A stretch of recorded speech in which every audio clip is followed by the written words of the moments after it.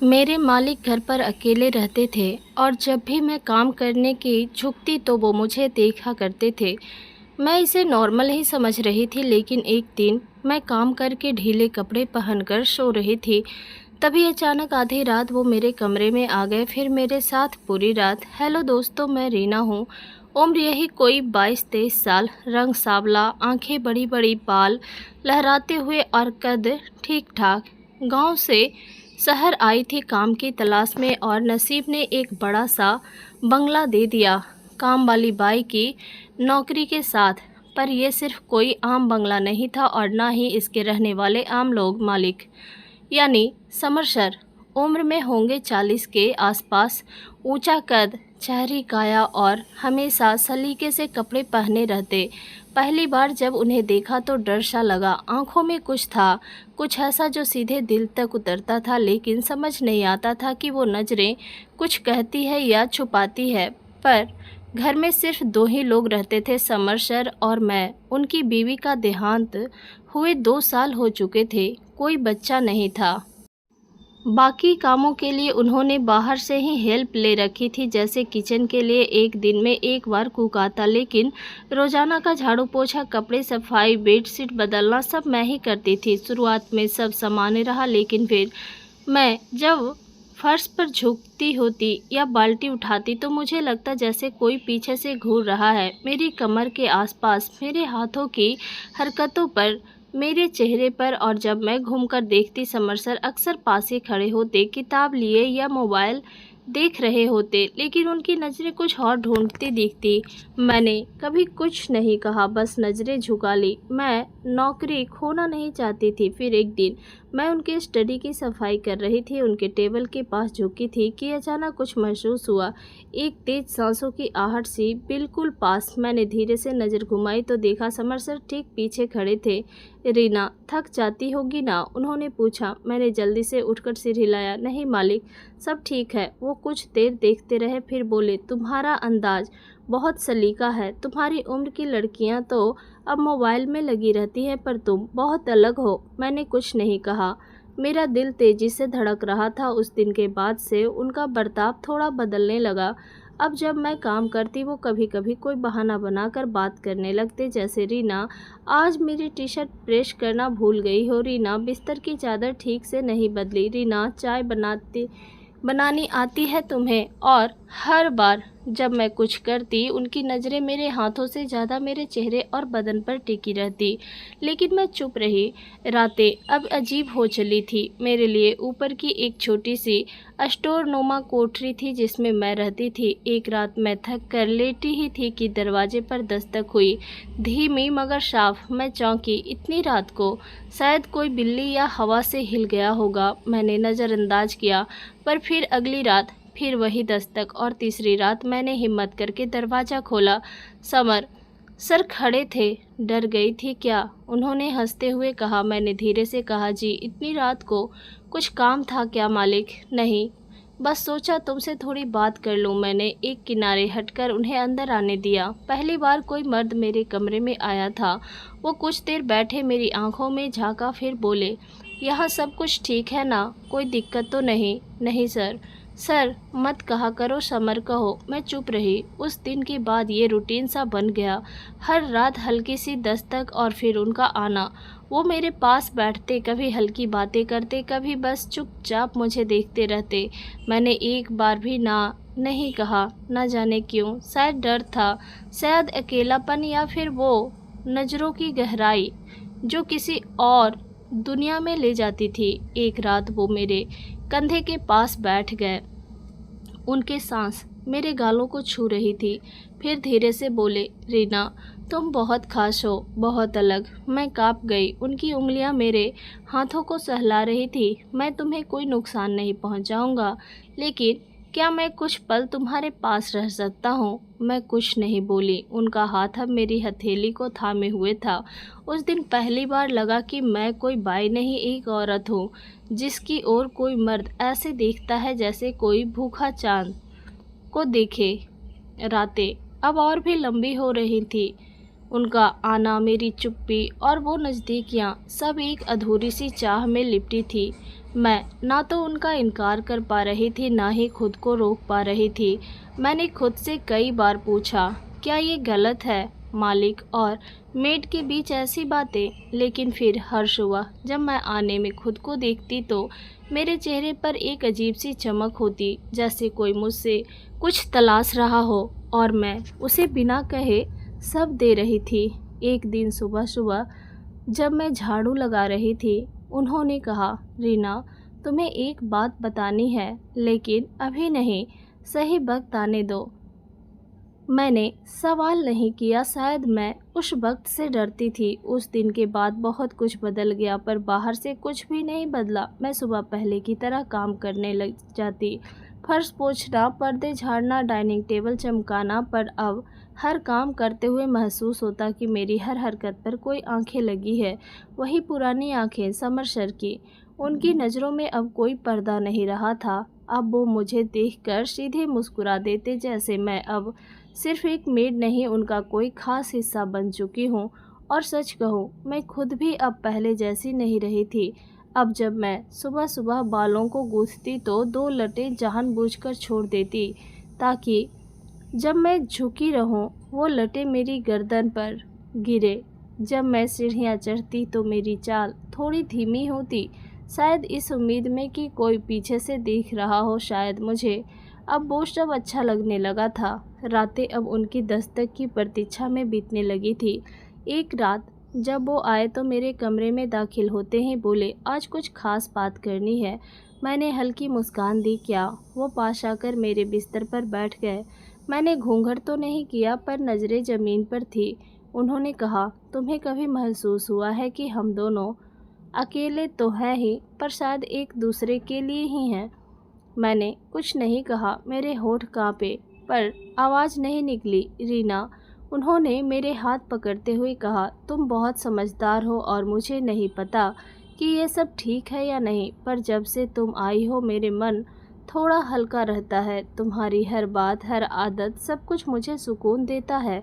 उनका स्पर्श अब मेरी उंगलियों से कलाई तक पहुंच चुका था। मैं आज भी थरथरा रही थी, पर अब उस थरथराहट में डर से ज़्यादा चाहत थी। क्या मैं कुछ देर तुम्हारे पास लेट सकता हूँ? उन्होंने पूछा। मैंने कोई जवाब नहीं दिया, लेकिन मेरे बिस्तर के एक कोने की सिलवटें खुद ही बिछ गई। वो बगल में आकर लेट गए। वो पल शायद मेरी ज़िंदगी का सबसे लंबा पल था। हम दोनों चुप थे। मेरे और उनके बीच बस सांसों की धीमी गूंज थी। उन्होंने धीरे से मेरे हाथ थामा और अपनी आंखें बंद कर ली। मैंने उस दिन पहली बार किसी मर्द के सीने की गर्माहट महसूस की। उस रात उन्होंने कुछ नहीं किया, सिर्फ पास रहे, मेरे कंधे पर सिर रखकर, जैसे किसी गम को भूल जाना चाहते हो। मैं समझ नहीं पाई, क्या ये मोहब्बत थी या बस अकेलेपन का सहारा? पर एक बात तो थी, उस रात के बाद मेरी आंखों में उनकी जगह और गहराई से बैठ गई। अब जब मैं काम करती और वो मुझे देखते तो मेरे दिल की धड़कनें बढ़ जाती। एक बार मैं वॉशरूम की सफाई कर रही थी जब उन्होंने आकर कहा, तुम्हारी ये गीली हथेलियाँ मुझे छूने का मन करता है। मैंने नज़रें झुका ली, पर अंदर कहीं कुछ पिघलने लगा था। एक दिन उन्होंने अचानक कहा, रीना, एक रात तुम मेरे कमरे में आओगी? मैंने हड़बड़ाकर उनकी ओर देखा। उनकी आंखों में कोई ज़बरदस्ती नहीं थी, सिर्फ एक इंतज़ार था। मैंने धीरे से पूछा, क्यों? वो कुछ पल चुप रहे, फिर बोले, ताकि हम दोनों अपनी तन्हाई को थोड़ा देर के लिए एक साथ बांट सके। मैंने कुछ नहीं कहा। उस रात मैं बहुत देर तक जागती रही। मेरे कमरे की दीवारों की दूसरी तरफ उनका कमरा था। मैं सोचती रही, क्या जाऊं? क्या ये सही होगा? आखिरकार जैसे किसी अदृश्य धागे ने मुझे खींचा। मैं धीरे से उठी और उनके कमरे की ओर चली गई। दरवाज़ा खुला था। वो बैठे हुए थे अंधेरे में। चांद की हल्की रोशनी उनकी सफ़ेद टी शर्ट पर पड़ रही थी। उन्होंने मेरी आहट सुनी और बिना कुछ कहे मेरे लिए जगह बना दी। मैं पास जाकर बैठ गई। फिर वो बोले, तुम्हें लगता है कि मैं तुम्हें गलत नज़र से देखता हूँ? मैं चौंकी। यह सवाल मेरा ही उलझनों को सामने रख रहा था। मैं नहीं जानती, मैंने धीरे से कहा। उन्होंने मेरे चेहरे को अपनी उंगलियों से छुआ। मुझे तुम्हारी आंखें बहुत कुछ बताती है, और वो सब मैं सुनता हूँ। हम दोनों बहुत देर तक चुप रहे। फिर उन्होंने मेरा सिर अपनी गोद में रखा और धीरे से मेरे बाल सहलाने लगे। तुम्हें कोई चोट तो नहीं पहुंचाई मैंने कभी भी? उन्होंने पूछा। मैंने धीरे से कहा, नहीं मालिक। मालिक मत कहा करो रीना। अब तो नहीं। उस रात हम दोनों ने कोई हद पार नहीं की, पर कुछ ऐसा हुआ जो हर हद से परे था। वो नज़दीकी, वो स्पर्श, वो खामोशी जिसमें दिल की सारी बातें घुल चुकी थी। अब उनका आना जाना खुला हो गया था। नौकरों को कोई संदेह नहीं हुआ क्योंकि बंगले में ज़्यादा कोई आता जाता नहीं था। मैं अब दिन में भी उनके साथ बैठने लगी थी, कभी चाय के बहाने, कभी कपड़े लाकर उनके कमरे में रखने के बहाने। एक दिन वो बोले, रीना, अगर तुम्हें ये सब ठीक नहीं लगता तो बता दो, मैं खुद को रोक लूँगा। मैंने उनकी आंखों में देखा और बस एक बात कही, मैं भी अकेली हूँ मालिक, और मुझे किसी की आदत लग गई है। वो मुस्कुराए, पर उस मुस्कान में एक अजीब सी बेचैनी भी थी। अब हर रात जैसे कोई फिल्म दोहराई जाती। वो आते, बैठते, बातें करते, मेरे पास लेटते और कभी कभी मेरा माथा चूमते हुए कहते, काश तुम मेरी बीवी होती। एक दिन मैंने पूछ लिया, आपके परिवार में कोई है? माँ बाप, भाई बहन? वो थोड़ी देर चुप रहे, फिर बोले, सब है, पर मैं सबसे अलग हूँ। मैंने अपनी ज़िंदगी अपने तरीके से जी, कभी किसी से बहुत ज़्यादा नहीं जुड़ा, सिवाय एक के। कौन? मैंने पूछा। वो मेरी और झुके, मेरी ठुड्डी उठाई और बोले, तुम। मुझे पहली बार लगा कि शायद मैं कोई खास हूँ, पर कहानी यहाँ थमती नहीं। अब धीरे धीरे चीज़ें अजीब होने लगी थी। एक दिन जब मैं उनकी अलमारी में कपड़े रखने गई तो एक फाइल गिरी। उसे उठाया तो देखा उसमें मेरे बारे में कुछ लिखा था। मेरा नाम, पता, गांव की जानकारी, मेरे माता पिता की डिटेल्स। मैं चौंक गई। ये सब कैसे? मैंने मन ही मन सोचा, क्या वो पहले से मुझे जानते थे?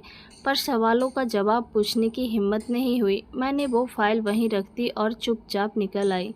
उस रात वो मेरे पास आए जैसे रोज आते थे। मैंने खुद को उनसे दूर रखा। क्या हुआ? उन्होंने पूछा। मैंने कहा, आपको पहले से मेरी जानकारी थी। वो थोड़ा रुककर बोले, रीना, सही वक्त आने दो, मैं सब बताऊंगा, बस भरोसा बनाए रखना। उनकी वो बात, सही वक्त आने दो, मेरे भीतर किसी अनकहे डर की तरह बैठ गई थी। अब हर रोज की तरह उनका आना, पास बैठना, मेरे कंधे पर हाथ रखना, माथा सहलाना, सब वैसा ही था। मगर अब मेरे भीतर एक सवाल कांटे की तरह चुभने लगा था। वो फाइल आखिर क्या थी? क्यों मेरी ज़िंदगी की सारी जानकारी उनके पास थी? क्या ये सब अचानक नहीं था? मैंने बहुत कोशिश की उस बात को भुलाने की, मगर हर बार उनकी आंखों में देखते हुए ऐसा लगता जैसे वो कुछ छुपा रहे हों। इसी उधेड़-बुन में कई दिन निकल गए। एक रात जब वो आए तो मैंने पहली बार उन्हें सीधे मना कर दिया। आज नहीं मालिक, मैं थक गई हूँ। वो थोड़ी देर चुप रहे, फिर बोले, तुम मुझे फिर से मालिक कहने लगी हो? मैंने नज़रें चुराकर कहा, कभी कभी रिश्तों में थोड़ी दूरी ठीक होती है। वो बिना कुछ कहे लौट गए। लेकिन अगली सुबह कुछ हुआ जिसने मेरी ज़िंदगी बदल दी। घर में एक अनजान आदमी आया, सूट में, फाइलें हाथ में, और सीधा ड्राइंग रूम में बैठा। समर सर ने मुझे बुलाया और बोले, रीना, ये श्रीमान शर्मा हैं, वकील हैं। मैं चौंकी। वकील? हाँ। समर सर मुस्कुराए। मुझे तुम्हारे नाम एक दस्तावेज देना है। मैं हड़बड़ा गई। क्या हो रहा है ये सब? शर्मा जी ने एक कागज़ बढ़ाया और बोले, रीना जी, समर जी ने अपनी वसीयत में आपका नाम जोड़ा है। उन्होंने अपनी आधी संपत्ति आपको देने का निर्णय लिया है। दस्तखत कर दीजिए। मेरे हाथ कांपने लगे। नहीं, ये मजाक है। ये कैसे? समर सर मेरे पास आए और बोले, रीना, आज वो वक्त आ गया है जब मैं तुम्हें सब बताऊं। मैंने सिर हिलाया। कृपया अब कुछ मत छुपाइए। उन्होंने मेरा हाथ थामा और मुझे सोफे पर बिठाकर बोले, रीना, तुम्हें याद है जब तुम गांव से आई थी तो तुमने बताया था कि तुम्हारे माता पिता एक सड़क दुर्घटना में मारे गए थे? मैंने धीमे से हाँ कहा। वो हादसा दरअसल कोई हादसा नहीं था। तुम्हारे पापा किसी कंपनी में गवाह थे जिसने बड़े स्तर पर घोटाला किया था। वो गवाही देने जा रहे थे, तभी उनकी कार को टक्कर मारी गई। मैं उस केस में उसी कंपनी की ओर से वकील था। मैं सांस रोककर सुन रही थी। मुझे बाद में सब पता चला कि वो लोग कितने खतरनाक थे। जब मैं सच्चाई जान गया तो मैंने केस से हाथ खींच लिया, लेकिन तब तक बहुत देर हो चुकी थी। तुम्हारे माँ पापा की मौत की वजह में भी शामिल था मेरा परोक्ष समर्थन। मेरी आंखों में आंसू आ गए। तुम्हारा भाई भी था ना? उन्होंने पूछा। मैंने हैरानी से उनकी ओर देखा। हाँ, लेकिन वो लापता हो गया था। नहीं रीना, वो लापता नहीं था, उसे बचा लिया गया था। मैंने ही उसे दिल्ली के एक अनाथालय में भर्ती करवाया और तब से हर महीने उसका खर्चा उठा रहा हूँ। लेकिन मैं खुद से इतना शर्मिंदा था कि सामने नहीं आ सका। और जब मुझे पता चला कि तुम शहर में आई हो तो मैंने अपने घर में मेड की जगह रखकर तुम्हें करीब से देखने की कोशिश की, तुम्हारे लिए कुछ करने की। अब मेरी आंखों से आंसू बह रहे थे और होठ काँप रहे थे। तो ये रातें, वो नज़दीकियाँ, क्या ये सब एक खेल था? मैंने गुस्से से पूछा। उन्होंने मेरी ओर देखा, बहुत धीमे से बोले, नहीं रीना, वो सब नहीं। मैंने कभी ये नहीं सोचा था कि मैं तुम्हें इस तरह देखूंगा, पर तुम्हारे करीब आने के बाद मैं खुद को रोक नहीं पाया। मैं सिर्फ माफ़ी मांगना चाहता था, लेकिन मैंने तुम्हारे साथ एक रिश्ता बना लिया जिसमें मेरे इरादे भी उलझ गए। मैं अब भी काँप रही थी। तो जो कुछ भी हुआ वो सच्चा नहीं था? मैंने पूछा। मैंने जो महसूस किया वो सब सच्चा था, लेकिन जो मैंने छुपाया वो मेरी सबसे बड़ी गलती थी। मैं चुप रही। शर्मा जी जा चुके थे। समर सर अब भी पास ही बैठे थे। रीना, उन्होंने धीरे से कहा, मैं तुम्हारी माफ़ी का हकदार नहीं हूँ, लेकिन अगर तुम चाहो तो आज के बाद मैं तुम्हारे सामने कभी नहीं आऊँगा। मैं उठी, दरवाजे तक पहुँची, लेकिन फिर रुक गई। क्या मेरा भाई, क्या हम कभी फिर, तुम जब चाहो उस अनाथालय जा सकती हो। वो अब बड़ा हो गया है, 10वीं में है। मेरा ड्राइवर तुम्हें ले जाएगा। मैंने एक लंबी सांस ली। मालिक अब सिर्फ एक अजनबी से लग रहे थे, पर एक ऐसा अजनबी जिसने मुझे धोखा नहीं, सच्चाई दी थी। उस रात पहली बार उन्होंने मेरे कमरे की तरफ देखा तक नहीं, और मैंने भी उनका दरवाज़ा नहीं खटखटाया। पर सुबह जब मैं सीढ़ियाँ चढ़ रही थी, उनकी किताब वहीं गिरी हुई थी। मैंने उसे उठाया। उसमें एक पन्ने के बीच एक छोटा सा फ़ोटो रखा था, मेरे और मेरे भाई का, शायद मेरे गांव के दिनों का। उसके पीछे लिखा था, मैंने तुम्हें नहीं अपनाया था, तुम मेरी आंखों में खुद उतर गई थी। रीना ने कुछ दिनों बाद वो घर छोड़ दिया, लेकिन समर सर ने उसका और उसके भाई का पूरा जीवन संवार दिया। भाई को एक बड़ा स्कूल मिला, रीना को अपना खुद का पार्लर शुरू करने की मदद मिली। कभी कभी हम जिन रिश्तों को एक नाम देते हैं, असल में वो कुछ और ही होते हैं। कभी पश्चाताप, कभी माफ़ी, और कभी सिर्फ एक इंसान की तड़प जो अपने अंदर की गलती को ठीक करना चाहता है। तो दोस्तों, ये कहानी यहीं पर ख़त्म होती है। उम्मीद है कि आपको अच्छी लगी होगी। अगर यह कहानी आपको पसंद आती है तो इस वीडियो को लाइक करें और चैनल को सब्सक्राइब करें। धन्यवाद।